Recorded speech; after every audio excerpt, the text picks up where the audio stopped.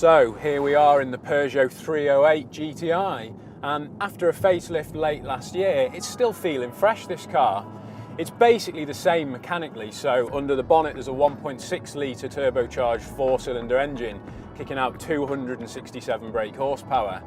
And it really loves to rev, this car. Unlike some of its larger engine rivals where they sort of tail off at the top end, this thing rushes to its rev limiter. But it's not just about the engine. This car's chassis is really nice. It's been tuned by Peugeot Sport, so it feels really adjustable. And with a Torsen limited slip differential on the front axle, there's plenty of traction coming out of the corners. There's also big Alcon brakes, so it brakes really stably, and you can just lean on them going into corners. And steering as well, it's very quick, so it just enhances that fit. Oh, hang on, who's this? Out of the way, Carson! Carson, seriously. A name that's suitable only for a bachelor. And it's a good job he has moved out of the way, because this is the new kid on the block. Now, with Hyundai, we've been used to them over the past 10 years, steadily improving their brand image, improving the quality of their cars, and all of their cars come with a long and prestigious warranty. But they've never built a hot hatch until now, because this is it, the i30N. And don't think this is some sort of half-assed attempt, because Hyundai has thrown everything, including the kitchen sink, at this car to allow it to take on the big boys of Ford, Volkswagen, Seat, Peugeot, etc, etc. But they haven't done it just by sticking a big engine under the bonnet and putting big brakes on it. They've actually employed a very special man. Now, he's called Albert Biermann. Now, he's from BMW, but he hasn't just been making the 3 Series and the X1 and things like that, but he's the man responsible for building some of the very best M cars ever.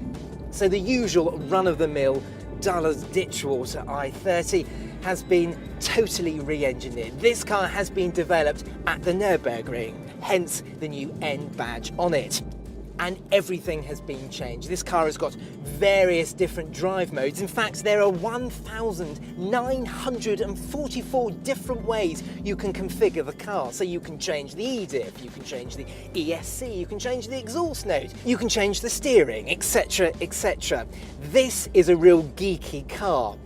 And on paper at least, it's very similar to the Peugeot. Similar amount of power, both are front-wheel drive, both are 6-speed manuals, both cost around the same and have similar power and torque figures. But this car is way more geeky than the Peugeot. But we're not here to debate that kind of thing. We simply want to know which is quickest around our track. Well, there's only one way to find out, isn't there? Let battle commence. Here comes a very angry northerner. So, let's start the lap. And away he starts. Those Alcon brakes are really nice. Good response from the front end, plenty of bite, and the diff on the way out helps the traction. Wow, it feels really agile through that tight little section there. Doesn't sound very good either, does it? That's just a moany, drony French sound. The diff through that long corner just helps the front hook up really well. Romping down the straight, again, big heavy braking zone. Car feels nice and stable. Good on that quick direction change. Last corner. Make sure we get a good exit onto the straight. Pretty good, I have to say, and Got the clock there.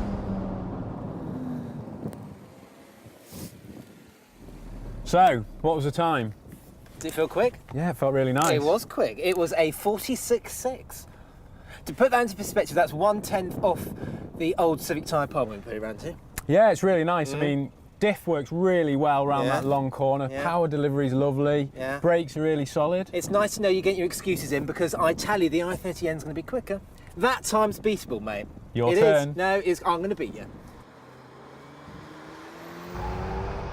Onto the home straight. Snatching fourth. Right, here comes Batch in the i30N. Let's see what he can do. Start the clock there. That rev matching function doing a treat. Oh, the back end's stepping out just a little bit, but kiss that curb. He's obviously found his driving gloves. I can't not laugh. Head out onto the back of the circuit, and you've just got to wait for the diff to kick in, and now it's there, and it's clawing the tarmac tenaciously, and we're firing down the back straight, nudging 100, hard on the brakes, through the chicane. The front end on this car is just exceptional, it really is. And it corners so flatly. Right, onto the straight, grabbing fourth. Oh, he's in fourth gear. Stop the clock. There. Ooh. Come on then, I've won, haven't I? What do you think it was? 46.5? No? 47.8. 47.8? 1.2 seconds slower. 1.2 seconds. Right, no, that's it. No, we're going to change cars. I'm not doing this. Cut. 1.2 seconds was a huge gap for a car that was tuned at the Nürburgring and whose chassis had some of BMW M's magic sprinkled on it. So to prove that it was all the car's fault and not mine, I gave the keys to the Northerner, who was feeling quite smug. No, not smug, Batch. Just happy with my performance. Just tell the viewers what happened next. We swapped cars and each did another hot lap, and, against the odds, the result was the same. So it was all the car's fault and not the driver's. That's basically what we're saying here. Sort of. Despite all the Hyundai's configurable driving settings, the Peugeot with its one mode was just faster, and the stopwatch doesn't lie. It's a combination of things. The diff hooks up better than the Hyundai's electronically controlled setup, the brakes have more power and feel, and it's more than 200 kilograms lighter, which round a shortish, tight lap like our track has a big impact on lap time. But while it was outgunned by the more simple, back-to-basics GTI, the i30N is still a highly impressive hot hatch, even more so considering it's Hyundai's first ever effort.